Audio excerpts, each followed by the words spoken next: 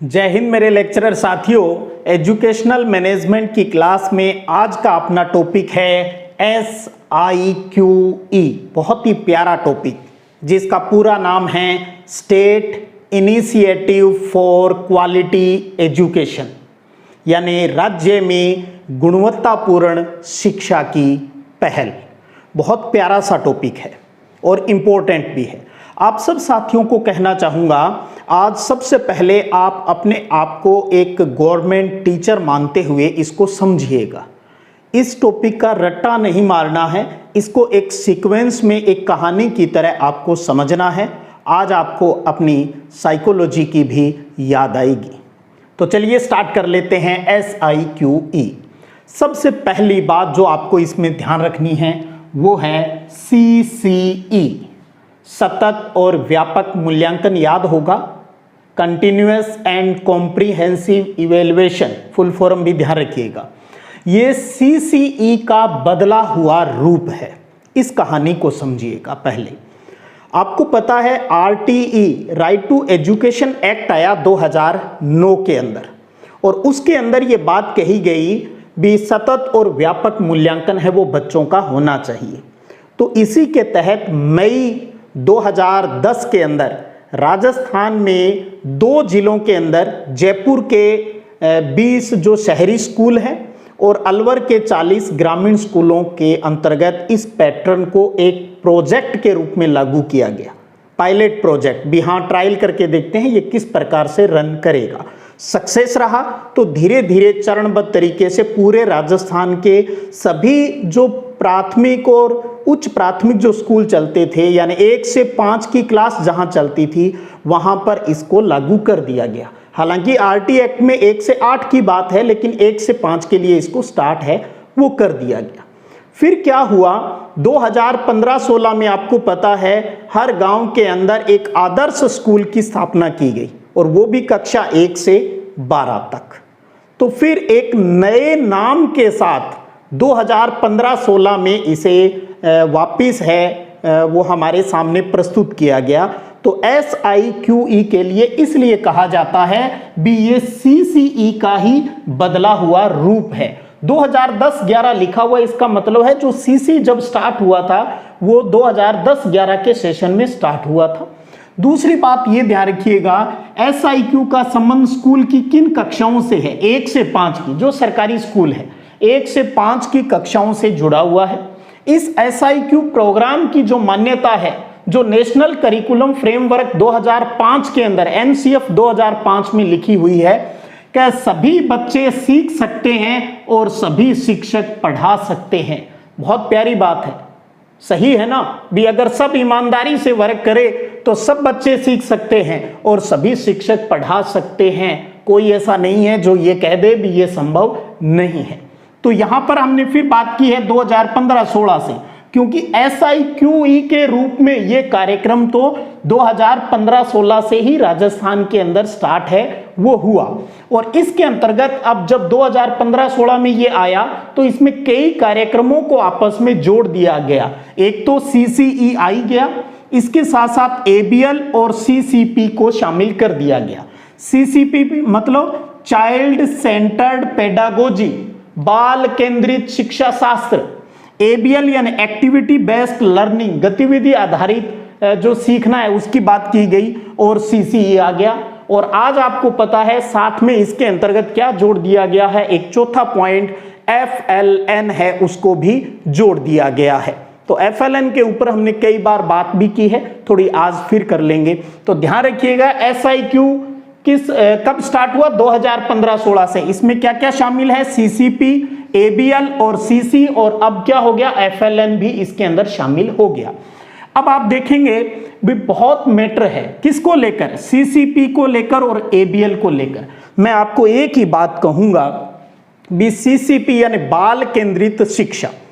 आप साइकोलॉजी पढ़ते हो क्योंकि आपके सब्जेक्ट के अंदर विषय की जब तैयारी करते हो तो वहां साइकोलॉजी भी आप तैयार करते हो। पूरी साइकोलॉजिकल दृष्टि से बच्चे को पढ़ाना है। आपको पता है हम अक्सर मजाक में कह देते हैं कि बच्चे को कैसे पढ़ाना चाहिए, कि जैसा बच्चा चाहे वैसा पढ़ा देना चाहिए। अक्सर लोग मजाक करते हैं ऐसी।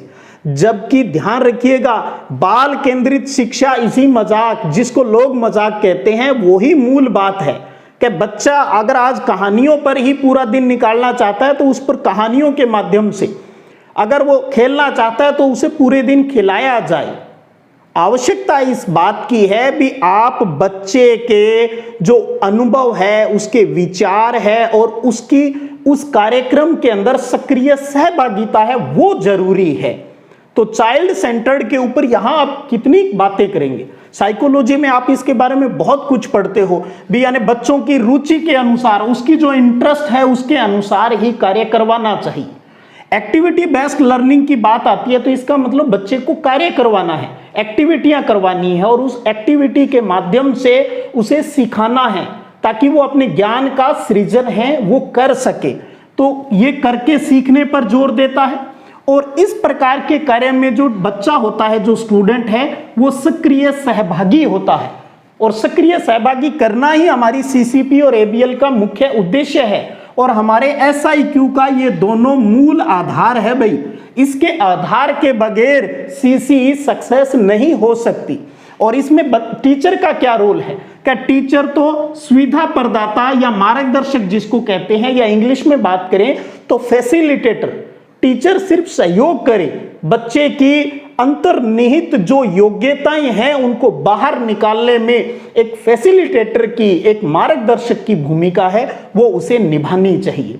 और एक्टिविटी के लिए आपको पता है, हर सरकारी स्कूल में जाओगे तो कक्षा 1 से 2 के लिए एबीएल रूम बने हुए हैं, एक्टिविटी बेस्ड लर्निंग रूम है वो बने हुए हैं, जहां आप दीवारों पर देखेंगे जो गिनती है, बहुत से फ्रूट्स के डायग्राम, बहुत से जानवरों के नाम, बहुत सी एक्टिविटियों को चारों तरफ है वो बनाया जाता है। नीचे बोर्ड जो ब्लैक बोर्ड है वो बना दिया जाता है ताकि बच्चा चौक से उनके साथ है वो देख देख कर अपने आप ही कुछ है वहां पर लिखे।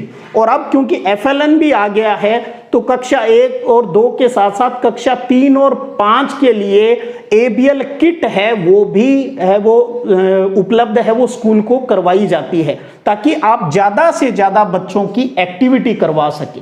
और एक्टिविटी कौन सी?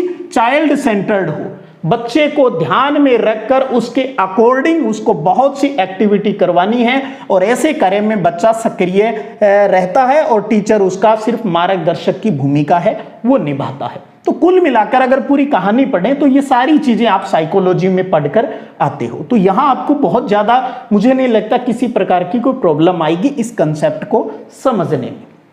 उसके बाद आता है CCE। पहले तो आपको C, C और E इन सबके क्लियर हो जाना चाहिए, यानी सतत यानी कंटिन्यूअस, यानी जो निरंतर जो हम एक्टिविटीज करवाते रहते हैं वर्ष भर, तो वर्ष भर मूल्यांकन की प्रक्रिया चलती है, आकलन का प्रक्रिया है वो चलती है। दूसरा C सतत है, कंटिन्यूअस की बात आती है, ठीक है, सतत आ गया। और C कॉम्प्रिहेंसिव की बात आती है। दूसरा C व्यापकता की बात आती है, जिसमें शैक्षिक उद्देश्यों के साथ साथ सह शैक्षिक गतिविधियों की बात है वो भी की जाती है। तो इसके अंतर्गत क्या करना है? अब मैंने कहा था ना कि आप अपने आप को टीचर मान लीजिएगा। अब आप एक सरकारी स्कूल में हो, ठीक है, अब आपको 1 से 5 की क्लास पढ़ानी है। तो अब आप क्लास में जाओगे तो आपके पास बहुत से बच्चे होंगे, तो आपको क्या करना है? उन बच्चों का सबसे पहले एक बेसलाइन टेस्ट लेना है, जिसको कहते हैं आधार रेखा मूल्यांकन। ये करना है वो, ताकि आपको पता चले भी आपकी क्लास में, जैसे भी सेकंड क्लास में आपके पास बच्चे हैं, तो क्या वो रियल में सेकंड क्लास के लायक हैं या उनमें अभी तक फर्स्ट क्लास की बेसिक चीजें भी क्लियर है भी या नहीं। इस बात को तो क्लियर करना पड़ेगा ना, वरना आप क्या पढ़ाएंगे? क्योंकि आपकी क्लासरूम के अंदर तो अलग अलग उम्र के बच्चे हैं और हो सकता है आप ऐसे स्कूल में हो जहां एक साथ 2 क्लासेस है वो पढ़ाई जा रही हो, तो वहां बड़ी कंट्रोवर्सी हो जाती है। तो सबसे पहले बेसलाइन टेस्ट लेंगे और उस बेसलाइन टेस्ट के आधार पर 2 ग्रुप आप बनाएंगे। एक वो बच्चे जो उस कक्षा स्तर के अनुरूप है, जिस क्लास की बात कर रहे हो 1 से 5 में उसके अनुरूप है, और दूसरा आ जाता है समूह 2 जो कि उस कक्षा स्तर से न्यून लेवल का है, यानी उसके अंदर वो चीज जो दक्षताएं हैं वो डेवलप नहीं हो पाई। 2 ग्रुप बन गए। अब आपको क्या करना है, अब आपको वर्ष भर ये प्रयास करना है, मेहनत करनी है भी ये समूह 2 के बच्चे हैं वो समूह 1 के अंदर शामिल हो जाए। सीसीपी और एबीएल की प्रक्रिया के माध्यम से आपको समूह 2 को समूह 1 के अंदर शामिल करना है। यानी जिन बच्चों का नॉलेज बहुत पुअर है उनको उस लेवल के ऊपर लेकर आना है। ये बात समझ गए। अब क्या है, अब होता है भी पूरे साल के सिलेबस का विभाजन। तो पाठ्यक्रम का ट्रम वार यानी 3 ट्रम बना दिए जाते हैं। 2018-9 से 19 से 3 बना दिए, पहले 4 ट्रम होते थे। यानी जैसे होता है ना भी त्रैमासिक, अर्धवार्षिक और वार्षिक, ऐसे समझ लीजिए आप। तो पूरे सिलेबस को 3 ट्रम में बांट दिया जाता है। ट्रम फर्स्ट के अंदर जो सिलेबस रखा जाता है वो 45% रखा जाता है। ट्रम सेकंड में 40% सिलेबस रखा जाता है और ट्रम थर्ड के अंदर है वो 15% सिलेबस है वो रखा जाता है। तो सिलेबस का डिवाइडेशन हो गया। अब आपको क्या करना है, सीसीपी और एबीएल की गतिविधियां करवाते जा रहे हो, दोनों ग्रुप को करवाते जा रहे हो। तो जो भी बच्चा आपके मार्गदर्शन में जो भी गतिविधियां करता है किसी भी प्रकार की, तो उनके जो भी कागजात हैं, जो भी डॉक्यूमेंट है जो उस एक्टिविटी से रिलेटेड है, उन सबको इकट्ठा करके आप एक फाइल बनाएंगे प्रत्येक बच्चे की, और उसको कहा जाता है पोर्टफोलियो संधारण। तो प्रत्येक बच्चे का पोर्टफोलियो है वो भी आप इसके अंतर्गत है वो बनाएंगे। अब आता है आप ट्रम फर्स्ट करवा रहे हो, यानी ट्रम फर्स्ट का सिलेबस करवा रहे हो जो कि 45% है। अब आपको क्या करना है, जब आपकी पढ़ाई चल रही है फर्स्ट ट्रम के अनुसार, तो आपको 2 टेस्ट लेने हैं और वो टेस्ट है FA1 और FA2। पहले यानी कक्षा में पढ़ाई के दौरान ही ले लेने आपको भी, लगभग 3 महीने का जो टाइम है तो उसमें आप वो सिलेबस करवाएंगे और साथ साथ में आपको 2 टेस्ट लेने हैं। FA का मतलब है फॉर्मेटिव असेसमेंट। फॉर्मेटिव असेसमेंट यानी जो रचनात्मक आकलन, जब आप क्लास में करवाते हो वर्क तो बच्चा किस प्रकार की जो कार्य है वो करता है, तो उससे आपको ये पता चलेगा ना भी आज बच्चे ने क्या सीखा, कल क्या सीखा। तो 2 टेस्ट तो आपको लेने ही लेने हैं, कम से कम FA1 और FA2। ये तो जो आप कक्षा शिक्षण के दौरान ही करने हैं, जब आप पढ़ाई करवाते हो उस दौरान 2 टेस्ट लेने हैं, उस ट्रम के जितना टाइम है उतने के अंदर। अब जब ट्रम का सिलेबस आपका 45% पूरा हो जाता है तो पूरे सिलेबस का एक टेस्ट लेना है और जिसका नाम है SA, समेटिव असेसमेंट, यानी योगात्मक आकलन करना है और यह कहलाता है SA1। तो पहला ट्रम हुआ, तो पहले ट्रम में आपने पढ़ाना स्टार्ट किया। पढ़ाई के दौरान उन 3-3.5 महीनों में आपने पढ़ाई के साथ साथ सीसीपी एबीएल को ध्यान में रखते हुए पढ़ाया, साथ में आपने कम से कम 2 टेस्ट ले लिए, FA1 और FA2। सिलेबस पूरा हो गया। फिर आप देखें भी इसकी जो हमने अपेक्षाएं रखी थी उस बच्चे से वो प्राप्त हो पाई या नहीं, तो उसके लिए एक समेटिव असेसमेंट यानी योगात्मक आकलन फर्स्ट लिया, यहां पर हो गया। जो कब लिया आपने, ट्रम का सिलेबस पूरा होने के उपरांत, यानी ट्रम की समाप्ति पर लिया। सेम यही प्रक्रिया अब आपको ट्रम 2 में लगानी है। अब ट्रम 1 का सिलेबस खत्म, वो अब बच्चे को नहीं पढ़ना है दोबारा, ट्रम 2 का पढ़ाना स्टार्ट करोगे और उसी दौरान 2 टेस्ट FA1 और FA2 लोगे। और ट्रम 2 पूरा होने के बाद में फिर आप क्या लोगे, SA2। इसमें ध्यान रखिए 1 था अब 2 आया है, तो योगात्मक आकलन करेंगे ट्रम पूरा होने के बाद। फिर ट्रम 3 का सिलेबस करवाएंगे, तो इसमें आपको फिर वही सेम प्रक्रिया FA1 और FA2 शिक्षण के दौरान आपको 2 टेस्ट लेने हैं। आप कभी भी ले सकते हो, जिस दिन आप टेस्ट ले रहे हो बच्चा नहीं आया तो अगले दिन दे देगा। जिस दिन आप टेस्ट लेना चाह रहे हो, बच्चा कह रहे हैं मैं तो सर आज टेस्ट नहीं दूंगा कल दूंगा, तो कल ले लीजिए। बच्चा जब चाहे, चाइल्ड सेंटर्ड सिस्टम है भाई, बच्चा जब जैसे चाहे वो टेस्ट आप उसका ऑर्गेनाइज है वो करेंगे। तो हो गया FA1 FA2 और उसके बाद आपको क्या लेना है फिर, क्योंकि यूनिट अपना मतलब ट्रम का सिलेबस कंप्लीट हो गया है, तो अब आपको उसका अंतिम टेस्ट SA3 लेना है। तो पूरा सिलेबस 3 ट्रम में डिवाइड है। तो इस प्रकार से देखेंगे पूरे साल में कम से कम 6 तो फॉर्मेटिव टेस्ट हो गए और 3 क्या लिए जाते हैं, समेटिव असेसमेंट यानी योगात्मक आकलन है वो उसका किया जाता है। क्लियर कर ले, योगात्मक आकलन हर ट्रम की सिलेबस के पूरा होने के बाद लिया जाता है, जबकि फॉर्मेटिव असेसमेंट है वो कक्षा शिक्षण के दौरान ही लिया जाता है। अब यहां पर एक बहुत अच्छी सी बात आप क्लियर कर लीजिएगा कक्षा 5 को लेकर, क्योंकि आपको पता है राजस्थान के अंदर कक्षा 5 का कहते हैं ना, जिसको हम अपनी भाषा में कभी 5वीं बोर्ड है, तो 5वीं बोर्ड है उसके लिए क्या सिस्टम है, तो समझ लीजिएगा इस बात को। अब टॉपिक यहां से स्टार्ट है अपना, जो नोट्स फॉर्म में बता रहा हूं आपको। कक्षा 5 का SA3 टेस्ट नहीं लिया जाता है स्कूल में। 5 के लिए, पहली दूसरी तीसरी चौथी सबका होता है, कक्षा 5 का SA3 नहीं लिया जाता, और इसके स्थान पर प्राथमिक शिक्षा अधिगम स्तर मूल्यांकन ये परीक्षा है वो ली जाती है।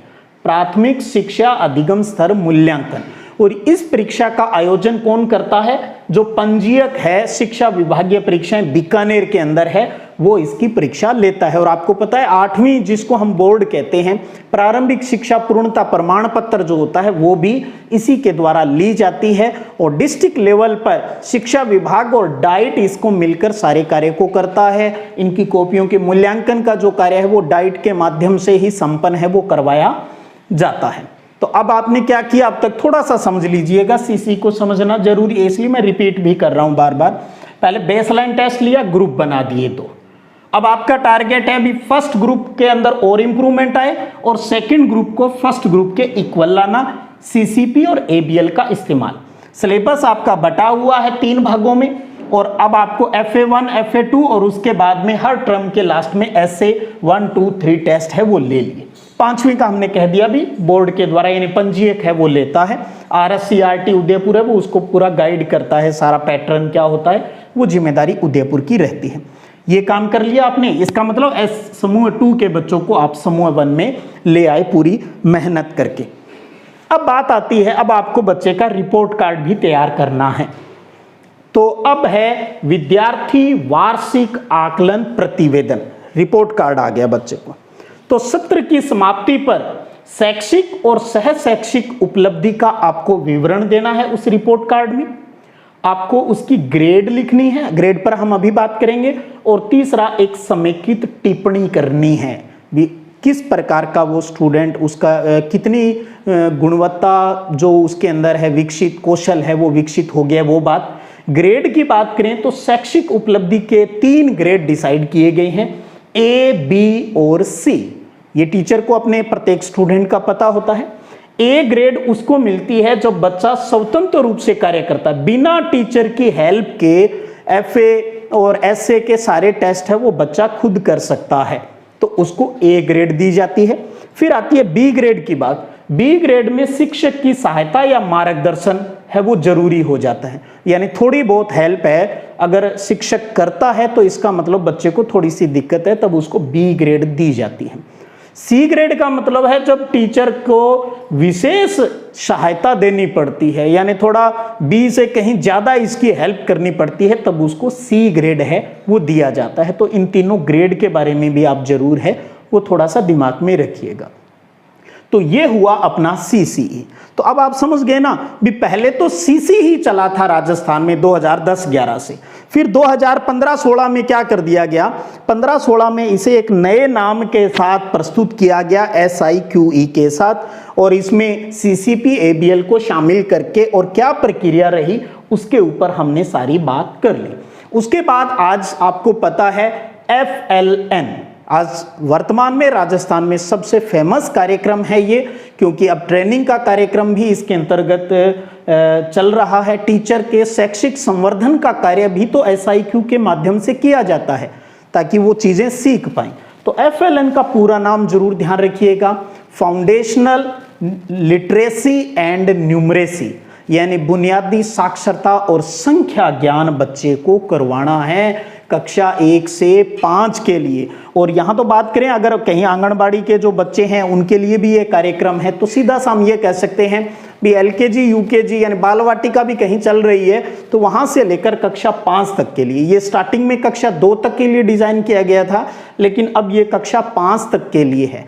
तो पूर्व प्राथमिक से लेकर कक्षा 5 तक के लिए ये कार्यक्रम चल रहा है और ये केंद्र सरकार का कार्यक्रम है। आपने नाम सुना है, मैं पहले भी बता चुका हूं, निपुण भारत। तो निपुण भारत कार्यक्रम के तहत है वो FLN के कार्यक्रम हैं वो चल रहे हैं। तो कुल मिलाकर समझिएगा SIQ के अंतर्गत वर्तमान में ये 4 कार्यक्रम हैं वो संचालित है। अब एक प्यारा सा क्वेश्चन, बहुत ही सुपर इंपॉर्टेंट, भी FLN हम कोई कार्यक्रम चलाते हैं तो उसको, उसके लक्ष्यों को, उसके उद्देश्यों को प्राप्त करने का भी तो कोई टारगेट रखते हैं।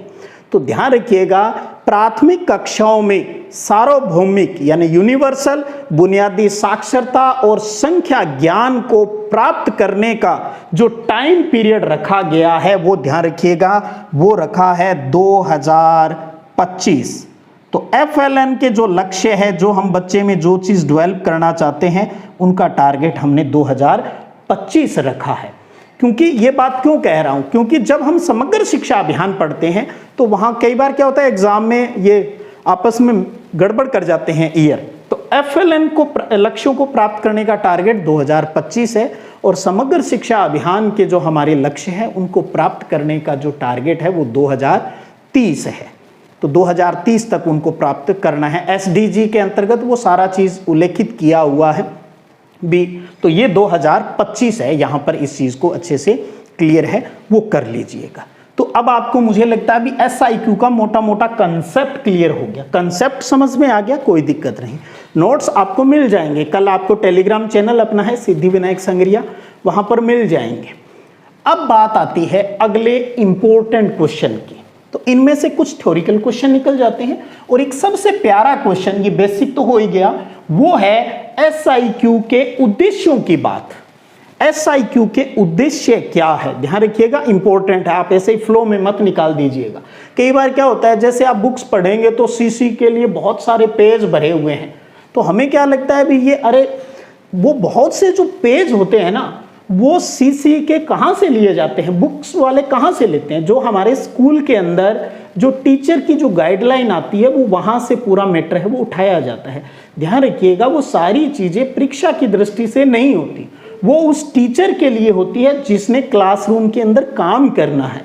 और आप एक कंपटीटर हो, आपको एक एग्जाम देना है, तो आपको ये क्लियर करना पड़ता है कि हमारे लिए कितनी चीज़ें इंपॉर्टेंट है। तो कई बच्चे हैं ना PhD करने लग जाते हैं। तो बाकी आपकी, हाँ, अगर आपको सारी चीज़ें क्लियर हो जाती है और आपकी मेमोरी पावर शार्प है तो फिर कोई दिक्कत नहीं, आप अपने नॉलेज को कितना भी बढ़ाइएगा। बाकी अगर आप चाहते हो भी पूरे सिलेबस को, भी सिर्फ एजुकेशनल मैनेजमेंट थोड़ी है, और भी तो सारी चीज़ें हैं, सबको हमें कॉमनली और हर चीज़ को छूना है, तो ध्यान रखिएगा स्मार्ट स्टडी बहुत ही ज़रूरी है। तो अब है इंपॉर्टेंट बात SIQ के उद्देश्यों की। मैं यहाँ थोड़ा सा उच्चारित कर रहा हूँ भी, इसके अंतर्गत उच्चारित इसलिए कर रहा हूँ क्योंकि सुनने से भी तो लर्निंग पावर बढ़ती है, आप साइको पढ़ते ही हो। नंबर 1, 9 उद्देश्य है कि बाल केंद्रित शिक्षण, यानी CCP की बात हो रही है, इसके द्वारा बालकों को सीखने के पर्याप्त अवसर है वो उपलब्ध कराने चाहिए। दूसरा आता है बच्चों में परीक्षा के भय को दूर करना है। हम क्या करें, हम तो ये जो हमारा ट्रमवार जो सिस्टम है, रचनात्मक आकलन और जो योगात्मक आकलन है, ये हम करें। जब बच्चा चाहे तब हम उसका टेस्ट ले लें, तो परीक्षा का डर कहाँ हुआ उसके। तीसरा आता है जो ABL है अपना, तो ABL के द्वारा शिक्षण अधिगम प्रक्रिया को रुचिकर, आनंददायी और प्रभावी बनाना, ये उद्देश्य है। ज्ञान को स्थायी और प्रभावी बनाते हुए प्राथमिक शिक्षा की नींव को मजबूत करना एक उद्देश्य है। और बच्चों के अंदर सृजनात्मकता और मौलिक चिंतन को विकसित करना, ये भी उद्देश्य है। और बच्चों के स्तर के अनुरूप हमारी शिक्षण योजना होनी चाहिए। बच्चों का जैसा लेवल है, ग्रुप फर्स्ट है तो उनकी हमारी जो टीचिंग प्लानिंग है वो ग्रुप 1 के हिसाब से हो, और ग्रुप 2 के बच्चों के लिए हमारी टीचिंग प्लानिंग है वो अलग से होनी चाहिए। और बच्चों के अंदर गुणात्मक विकास के साथ साथ नामांकन और ठहराव में भी वृद्धि करना है। और बच्चों को अवसर हम पर्याप्त उपलब्ध करवाएं और उनके संज्ञानात्मक और व्यक्तित्व विकास के सभी पक्षों का मूल्यांकन करना है। यानी होलिस्टिक की बात करेंगे, समग्रता की बात करेंगे, जिसको हम कहते हैं ना ऑल राउंड डेवलपमेंट। क्या बच्चे का कौन से पक्ष का कितना डेवलपमेंट हुआ है, उन सब की बात करेंगे। और बच्चों की जो भी प्रगति इस कार्यक्रम के तहत होती है, अभिभावकों के साथ नियमित रूप से है वो साझा करेंगे। और टीचर है वो पेरेंट्स के संपर्क में रहे, पेरेंट्स को मोटिवेट करे भी हाँ बच्चा आपका रेगुलर है, वो स्कूल के अंदर आना चाहिए। टीचर क्या करता है, हर टर्म के अंदर 2 फॉर्मेटिव टेस्ट लेगा कक्षा शिक्षण में, और एक टर्म पूरा हो जाएगा तो लास्ट के अंदर क्या लिया जाता है, योगात्मक आकलन है वो किया जाता है, आधार रेखा मूल्यांकन टेस्ट करता है, रिपोर्ट कार्ड तैयार करता है। ये सारी जिम्मेदारी शिक्षक की रहती है। संस्था प्रधान की बात करें तो इस कार्य को व्यवस्थित तरीके से लागू करने के लिए उसकी पूर्णतः जिम्मेदारी है वो रहती है, और समय समय पर अधिकारी है वो भी इसके जांच के लिए आते हैं, भी इसके तहत क्या क्या कार्यक्रम किए गए, हर एक बिंदु के ऊपर वो पूरी जो जांच है वो इसके बारे में करते हैं। अब आगे हम SIQE यानी state initiative for quality education के अंतिम पड़ाव के ऊपर भी SIQ के बारे में सब जान लिया। अरे भाई इसका संचालन किस प्रकार से होता है थोड़ा सा वो भी देख लें, क्रियान्वयन, क्योंकि आपको पता है ना राजस्थान के शैक्षिक परिदृश्य में संगठनात्मक ढांचा और कार्य ही तो हैं, तो वही चीजें तो हम पढ़ रहे हैं, तो कौन कौन संभालता है वो देख लीजिएगा। इसके संचालन के अंतर्गत 4 प्रकार की बात आती है। एक तो निदेशालय जो प्रारंभिक और माध्यमिक शिक्षा का बीकानेर है उनकी जिम्मेदारी है। दूसरा RSCRT जो अपना उदयपुर है, क्योंकि सारे इसके एकेडमिक वर्क है वो यही RSCRT उदयपुर देखता है। और जो अपनी समसा की नोडल एजेंसी है RCSC राजस्थान स्कूल शिक्षा परिषद जो जयपुर में है, इसके तहत टीचर्स को प्रशिक्षण देना और इस कार्यक्रम की जो रूपरेखा है बनाना, ये सारी जिम्मेदारी है वो समग्र शिक्षा अभियान की नोडल एजेंसी राजस्थान स्कूल शिक्षा परिषद की होती है। और इसमें टेक्निकल रूप से सहयोग है वो यूनिसेफ का है, और बौद्ध शिक्षा समिति जो है वो टेक्निकल सपोर्ट है वो इसके अंतर्गत करती है। तो आप देख रहे हैं भी इतने सिस्टम मिलकर इस पूरे SIQ कंसेप्ट को जो संचालित है वो करते हैं। ये कंसेप्ट बहुत प्यारा है, अगर इसके अकॉर्डिंग ईमानदारी से प्रयास किया जाए तो रियल में इसके उद्देश्यों को प्राप्त है वो किया जा सकता है। और इसके साथ साथ बहुत सी समितियां भी बनी हुई है, स्टेट लेवल से लेकर फिर बाद में डिस्ट्रिक्ट लेवल फिर ब्लॉक लेवल तक हर जगह कम से कम 2-2 प्रकार की जो कमेटियां हैं वो भी इसके लिए बनी हुई है। तो अब आप देखेंगे उन कमेटियों की नाम की अगर बात करूं तो स्टेट लेवल के ऊपर सबसे बड़ी है परियोजना परिचालन समिति यानी प्रोग्राम स्टीयरिंग कमेटी है, जिसका अध्यक्ष है वो आयुक्त होता है, और एक राज्य कार्यकारी समूह भी होता है, और उसके साथ राज्य शैक्षिक समूह भी होता है। जिला स्तर के ऊपर जिला अकादमिक समूह होता है, और साथ में मॉनिटरिंग के लिए जिला कोर ग्रुप होता है, और ब्लॉक लेवल के ऊपर ब्लॉक कोर ग्रुप होता है। तो ध्यान रखिए जब RSCRT स्टेट लेवल के ऊपर आ गया तो इसका मतलब डिस्ट्रिक्ट लेवल पर डाइट भी इनके साथ जुड़ जाएगी। तो कुल मिलाकर प्रारंभिक और माध्यमिक शिक्षा विभाग है समग्र शिक्षा अभियान की, क्योंकि नीचे लेवल पर तो अधिकारी वो ही रहते हैं जो कि स्कूल शिक्षा के हैं, तो वो और प्लस डाइट है वो मिलकर इस कार्यक्रम को अच्छे से संचालित करवाते हैं, यानी इनकी मॉनिटरिंग है वो करते हैं। तो ये था आपके सिलेबस का एक बहुत ही प्यारा सा टॉपिक। उम्मीद करता हूँ सब कंसेप्ट क्लियर हुए होंगे। नोट्स आपको टेलीग्राम चैनल सिद्धिविनायक संग्रिया के ऊपर मिल जाएंगे। फिर भी आपकी कोई क्यूरीज है तो आप नीचे कमेंट बॉक्स में डाल दीजिएगा। और कल से अगले 3 दिन हर घर तिरंगा जरूर फहराइएगा। फिर मिलेंगे अगले वीडियो क्लास में, तब तक जय हिंद जय भारत। अब आप स्क्रीनशॉट ले सकते हैं।